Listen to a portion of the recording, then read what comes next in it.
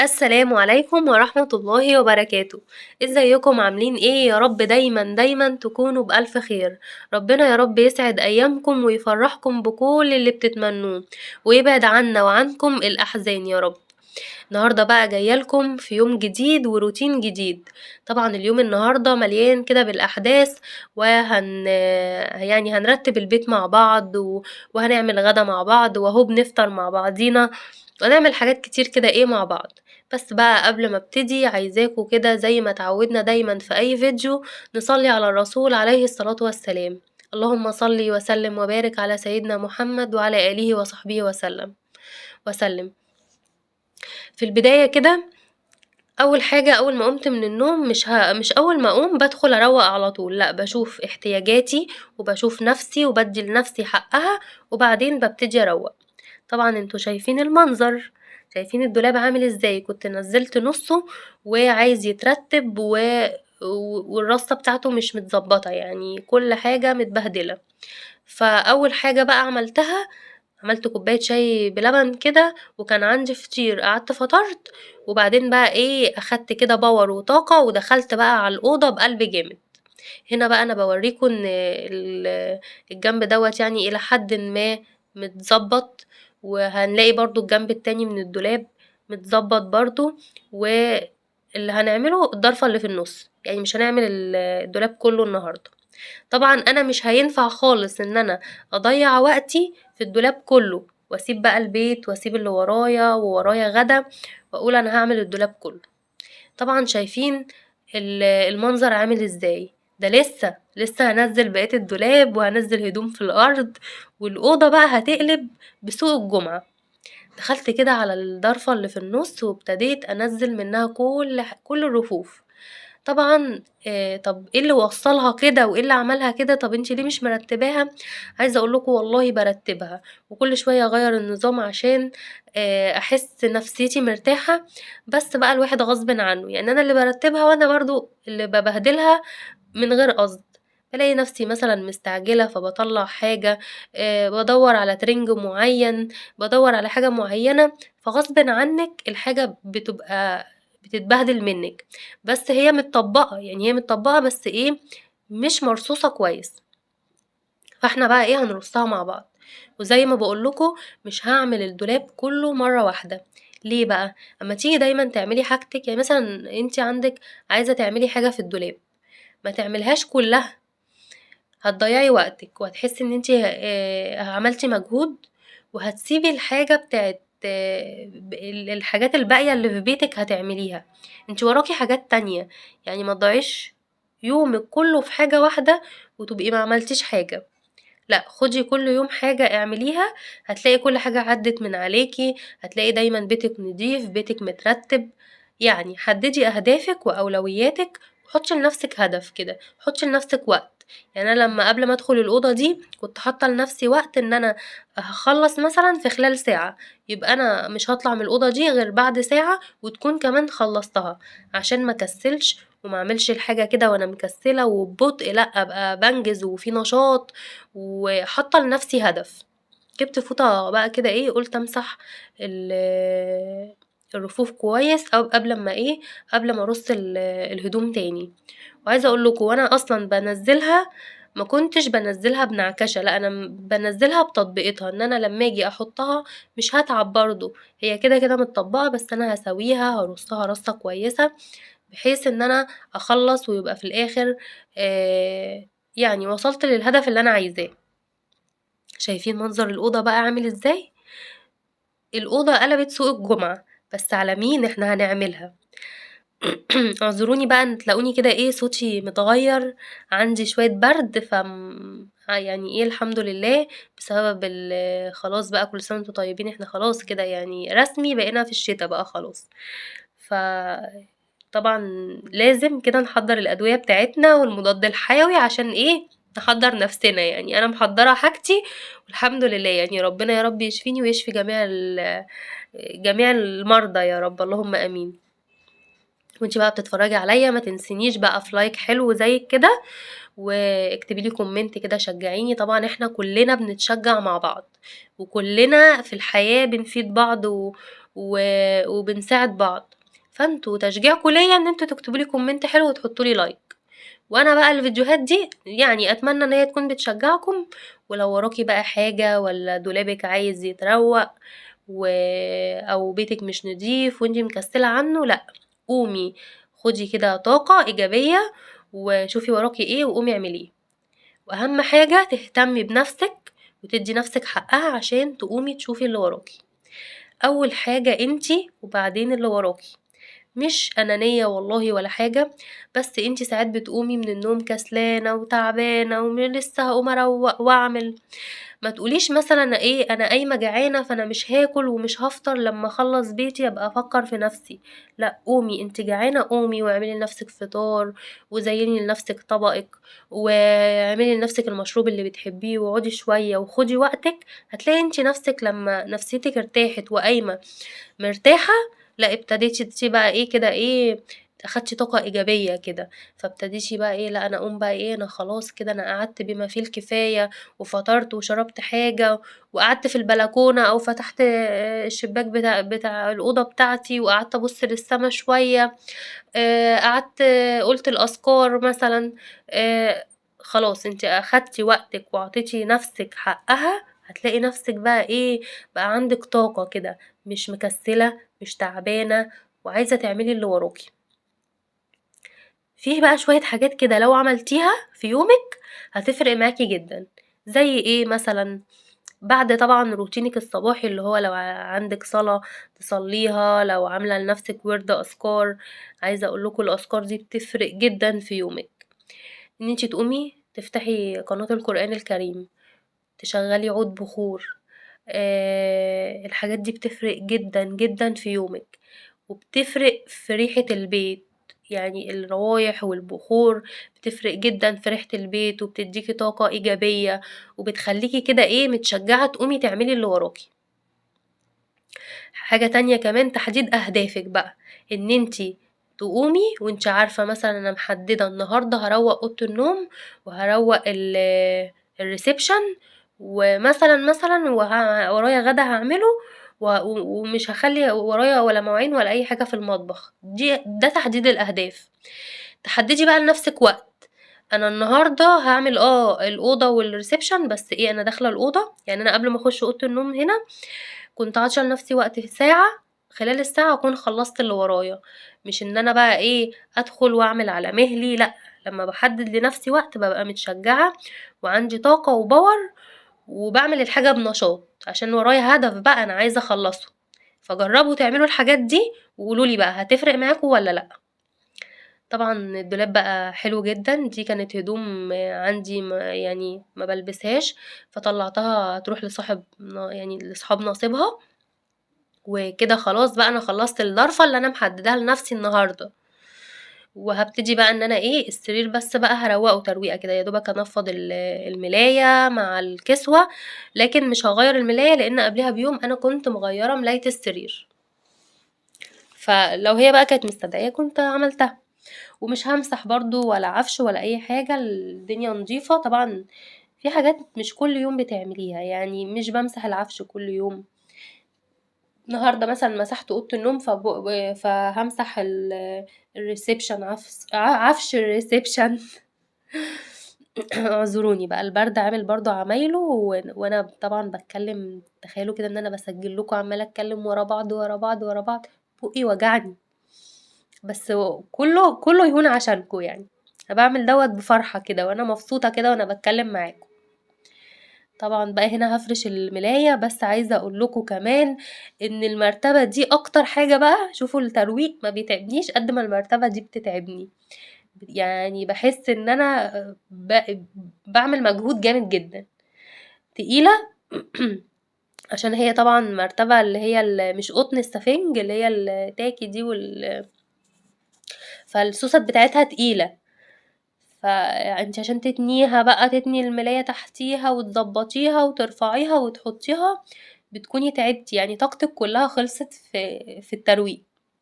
بس كده فاضل إيه بقى في الأوضة هنا، هاكنسها كده كنسة حلوة. وبعدين أهم حاجة إن أنا أرشّها بالمُعطِّر زي ما إحنا اتفقنا كده. هتلاقوني في كل فيديو أقول لكم يا جماعة اهتموا بالروايح، روايح البيت دي بتفرق جدًا، تخلّي ريحة البيت حلوة مش مكمكمة، بتفرق في نفسيتِك وفي نفسية جوزِك، بتفرق في الضيف اللي جاي عندِك، داخل كده شامم ريحة حلوة، شامم ريحة نضافة.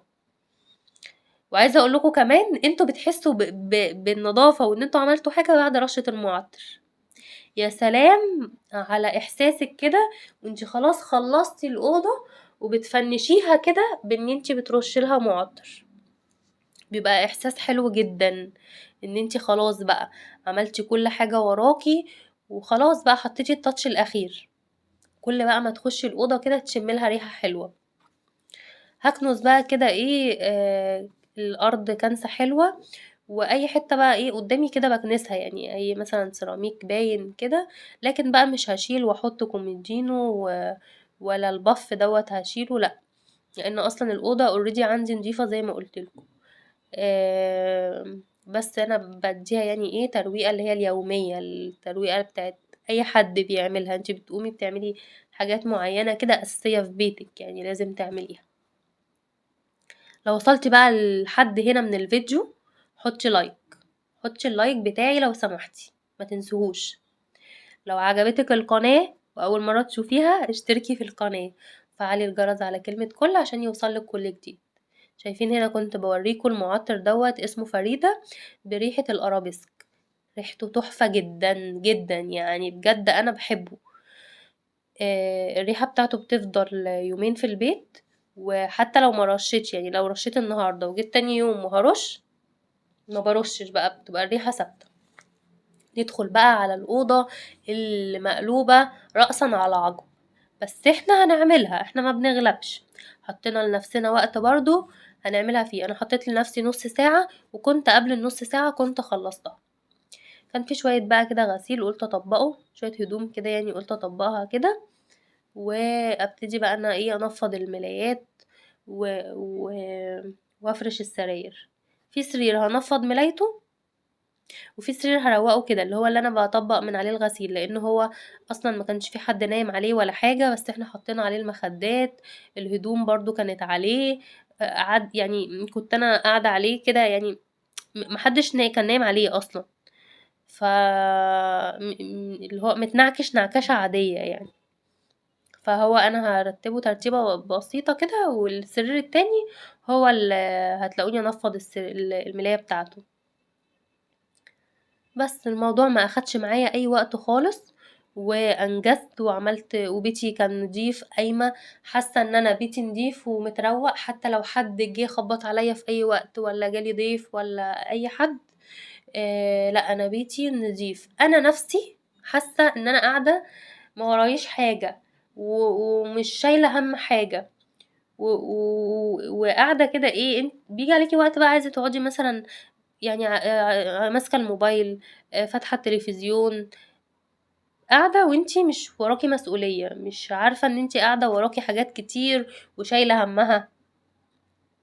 بس عايزاكِ بقى كده تقومي تشوفي إيه اللي وراكِ كده، أتمنى إن أنا أكون بس فدتِك في حاجة وشجعتِك إن أنتِ تقومي تعملي بيتِك وتعملي اللي وراكِ، ودايمًا تخلّي بيتِك نضيف.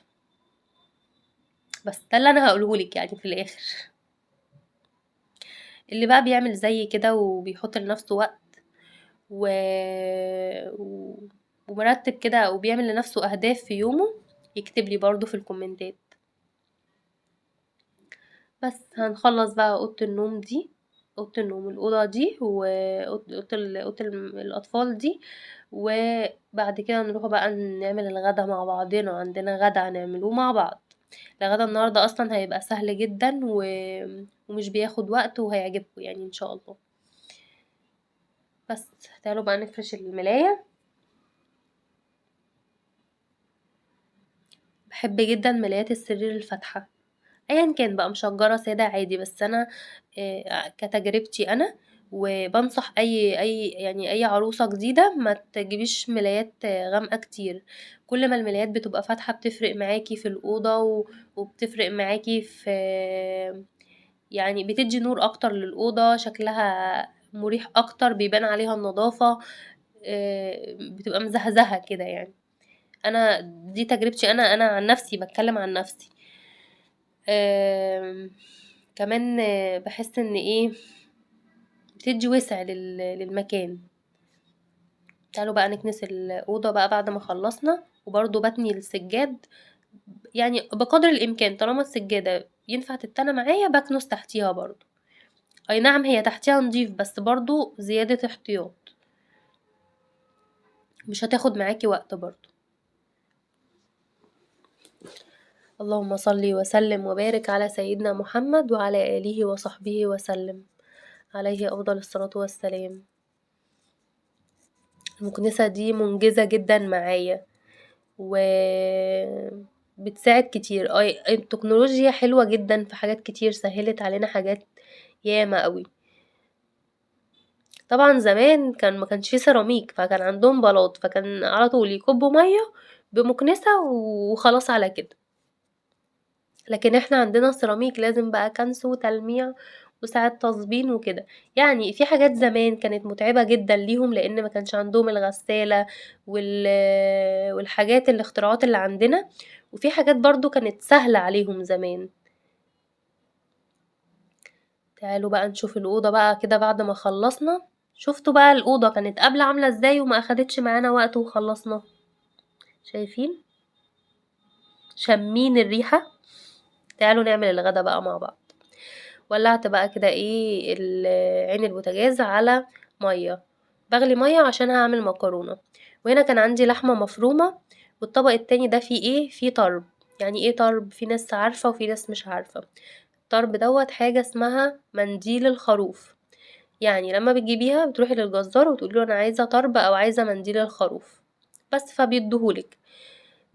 وأنتِ بقى إيه بتعمليه بقى زي الطريقة اللي أنا هاوريها لِك دي طريقتي يعني. جبت اللحمة المفرومة وهابتدي أخرّط بصل. طيب أنتِ ما عملتيش ليه البصل في الكبة؟ والله بُصّوا هاقول لكم الصراحة، أنا كسّلت أولًا، قُلت لسه هاطلّع الكبة وبعدين أعمل فيها على بصلتين وبعدين أقعد أصبّن وأعمل. لأ، أنا عايزة أنجز وقتي ومش عايزة أعمل مواعين ياما، وفي نفس الوقت أنا كده إيه هُم بصلتين هاخرّطهم خُرَط صغيّرة، وبرضه البصل باحس إن طعمه حلو كده بيبقى في اللحمة حلو يعني وهو باين كده. المهم بقى إيه، فهاخرّطها خُرَط صغيّرة خالص بقدر الإمكان، شايفين بُصّوا، يعني باحاول أرقّق باخد من السكينة كده إيه، حاجة صغيّرة يعني. معلش بقى بردانة وتعبانة، البرد بقى إيه، عامل معايا عمايله يعني، ربنا يشفي الجميع يا رب. لقيت بقى المَيّة خلاص أهي غليت، أنا عندي النار دي عالية، فهانزل بقى بالمكرونة تتسلق على بال ما أعمل الكفتة بتاعتي، كفتة الطرب، ماشي، بس هاسيبها ونروحوا نشوفوا إيه هنعمل إيه. جيت بقى هنا إيه، بعد ما خرّطت البصل هانزل بفلفل أسمر وهانزل بالملح، حابة تحطّي جوزة الطيب، حابة تحطّي بهارات لحمة، مستكة، حبّهان، اللي أنتِ تحبّيه.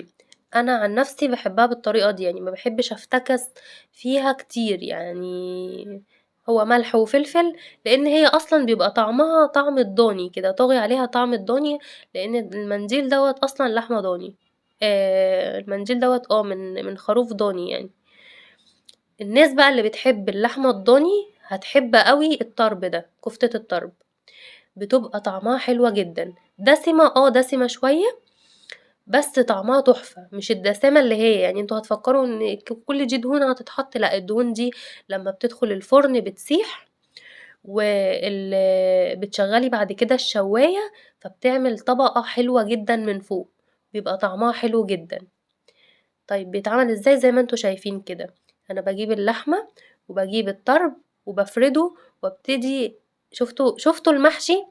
إحنا بنجيب كرنب وبنحشي رُز، لأ إحنا هنحشي المرّة دي طرب باللحمة، بالكفتة، يعني أنتِ بتعملي كفتة وبتحشيها، كإنِّك بتعملي محشي بالضبط، بتقصّي الطرب زي كإنِّك بتعملي ورق الكرنب، وبتحشيها زي كإنِّك بتحشي الرز. يعني إحنا بنعمل محشي كرنب، لأ أنا هاعمل لكم النهارده محشي كفتة. بجد طريقة حلوة جدًا وطعمها حلو أوي، أوي. عايزة أقول لكم إن أنا أول ما عملتها أول مرّة كنت باقول لجوزي هاعمل لك كفتة طرب، قال لي: "لأ دي دسمة أوي، يعني إيه تحطّي دهون كده وتلفّيها باللحمة؟" قُلت له: "طب بس جرّب." جرّبها بقى وعجبته جدًا بقى من ساعتها. دلوقتي بقى هو اللي بيطلبها منّي، أمّا آجي أقول له مثلًا تاكل إيه؟ يقول لي: "نِفْسي آكل كفتة بالطرب." تبقى طعمها حلو جدًا. وهو حاجة بقى مختلفة عن الكفتة العادية اللي إحنا بنعملها. بس هافضل بقى أقصقص كده و أحشي. أنا باورّيكم كده باعمل كذا واحدة قدّامكم علشان اللي أول مرّة يشوف الطريقة أو أول مرّة يعرف بالموضوع ده يعني.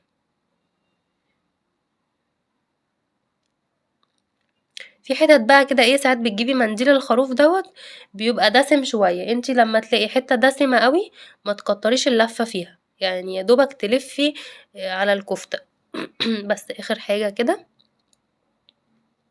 وخلاص. وأدي الكفتة بتاعتي إيه كده خلصت، هادخّلها الفرن على درجة حرارة يعني متوسطة، وبعد كده إيه، أروح فاتحة الشواية. لو الفرن بتاعِك ينفع تفتحي الشواية فوق وتحت شغّلي يعني عادي. وآجي بقى كده المكرونة كانت استوت، هاصفّيها وطبعًا الكفتة خلاص دخّلتها الفرن. يعني أنا باعمل كذا حاجة في نفس الوقت، يعني باكسب وقت. وتعالوا بقى إيه بعد كده نعمل سلطة، لإن الكفتة يعني سلطة. كنت قطّعت الجرجير غسلته حلو وقطّعته، هاقطّع فلفل، هو كفاية قرن واحد علشان الفلفل كان عندي حامي. بس وهاخرّط الطماطم وهاخرّط الخيار.